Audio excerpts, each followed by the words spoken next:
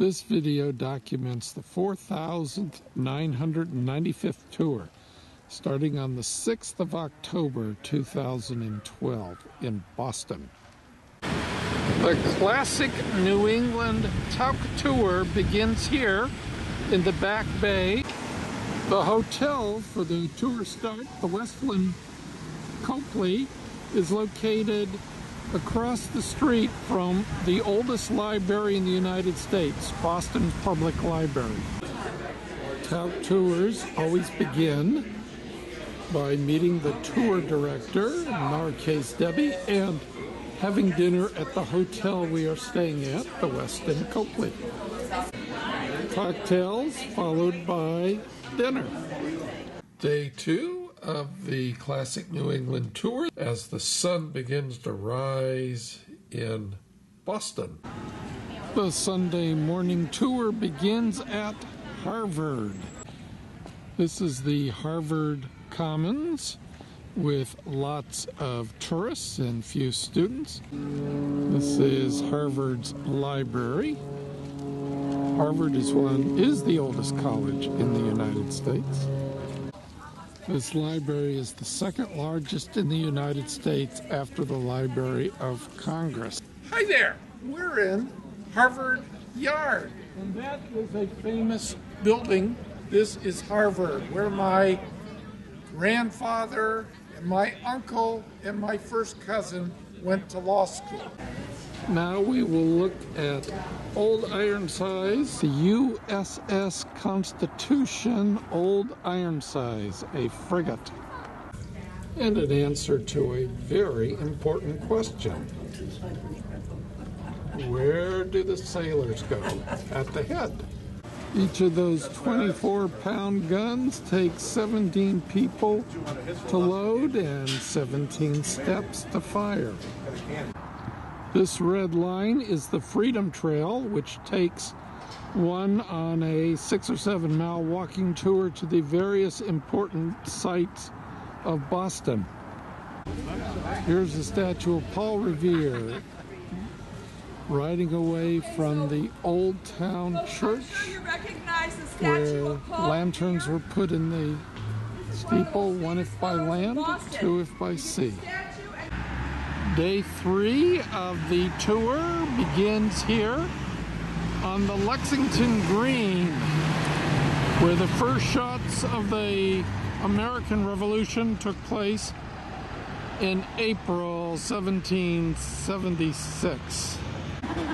So the year is really 1775. Let's set the scenery. The British were lined up at the flagpole. The British fired, killed 10 of the Americans, and the British then proceed. It's about 6 in the morning. The British proceed directly to Concord next to seize the arsenal there. It's right here on the right. This is where Paul Revere was captured by the British on the way to Concord. So Paul Revere had to walk back to Lexington after being stopped. Off to the Old North Bridge. We are now about 8 miles from Lexington, 2 miles north of Concord at the Old North Bridge, where the first battle of the Revolutionary War took place in April 1775. So the redcoats were lined up on this side of the bridge, and the colonials were on the other.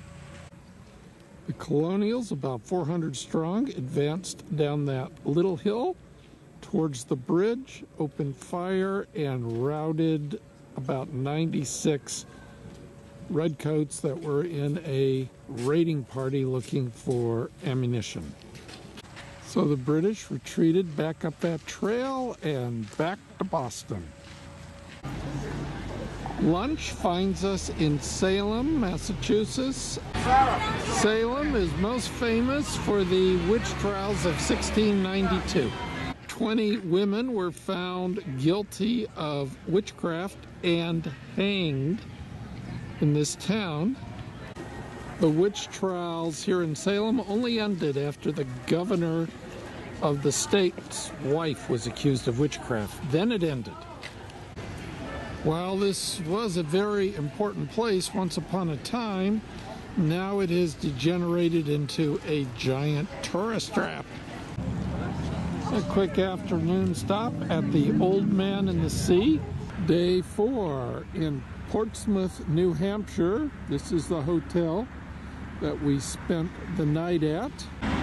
The town of Portsmouth is located right next to the hotel. Today we travel to Portland, Maine for lobster boating and then on to Conway, New Hampshire. With a stiff breeze blowing, we are at the Portland Headlight. This lighthouse was built by George Washington in the 1790s. 85% of the lobsters in the United States come from Maine, along with 98% of the blueberries. Activities in Portland start with a trip out on a lobster boat. Around this wheel, pull the buoy up. They do set right on the very bottom. This is our sonar here. It's telling us it's 31 feet deep. Couple of lobsters. What we're gonna do is we're gonna measure these to see if they make the legal size. That stays up there. That's a good one. It's up on the back. Nice. You got a keeper. Lobsters always have to be sold live because they become toxic shortly after dying. And what they mean by that guarantee is the lobster could live an hour or 5 days after coming out of these tanks. We are in North Conway, New Hampshire, and a covered bridge, and the leaves are actually starting to turn color.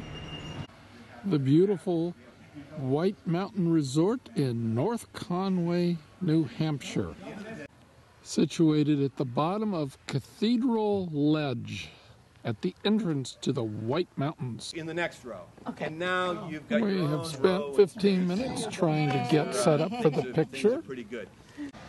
Wednesday, day 5. On our way to the evening hotel in Plymouth, Vermont. We stop in Bath, New Hampshire, founded in 1760s. The feature of the Bath is the brick store, the oldest continually operated general store in the United States. Bath is also famous for its covered bridge, 400 feet long, the longest in New Hampshire, and it actually is active. Cars drive across it. Built in 1823, there's a $1 fine for taking horses and carriages across this bridge faster than a walk. Dartmouth was founded in the late 1700s as a free college for Indians, and the Indians still can go here free. So there aren't many Indians going to Dartmouth. Wednesday evening, and we arrive at the Hawk Resort Inn to what I guess is perfect color, a mosaic on the hill. The hotel itself is beautiful. The hotel is located in the Green Mountains of Vermont, which are the same as the White Mountains of New Hampshire, except they're separated by the Connecticut River.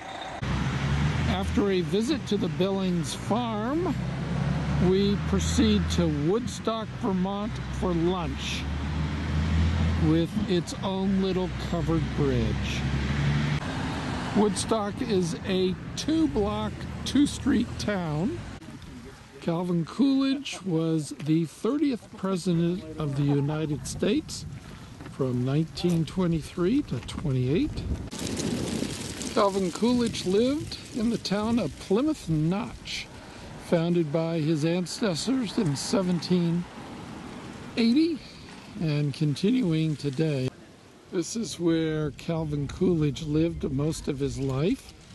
Coolidge's motto for the presidential election in 1924 was "Keep cool with Coolidge." This is the living room, and this is where the oath of office for Calvin Coolidge was administered.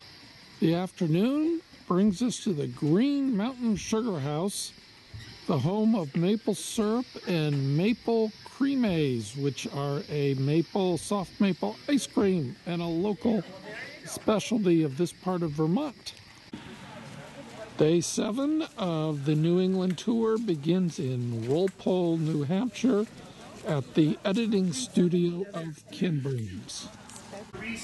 So what's coming up for Ken Burns' film in November? It's The Dust Bowl, followed by a film on the Roosevelts, Teddy through Franklin, coming out in 2014. In 2016, it will be Vietnam, 7-part series on the war. From Ken Burns' house, we walk past the Walpole Town Hall, the War Memorial and Town Square, into the heart of town, arriving at this chocolate store. Lunch finds us in Lenox, Massachusetts at the Cranwell Resort. Park next to the fire station, and that's where the public restrooms are. A long Friday comes to an end with a visit to the Norman Rockwell Museum in Stockbridge. A self-portrait and the girl staring at herself in the mirror. The final day of our tour starts with a pit stop in one of the most scenic restroom stops on the tour in Deerfield, Massachusetts. The Mohawk Indians leveled this town in 1700 as part of the French and Indian War, rebuilt, and now all the houses are museums. After a brief stop here, we continue on down the road to Boston, Massachusetts. Lunch at the Salem Cross Inn, named for the symbol on the top of the barn that was used to keep witches out of the building. A Salem Cross. Our prime rib is roasting on a spit in front of a wood fire. One can eat at these beautiful tables. The meal ends with an apple pie with the whipped cream applied with a flourish. The 7-day Tauck New England tour ends where it begins, in the square, Copley Square, in front of Trinity Church. And as the tortoise and the hare are the end of the Boston Marathon, this is the end of the 8-day Tauck Fall Foliage tour that next year will not begin in Boston, but will begin in Hartford, Connecticut, and end here.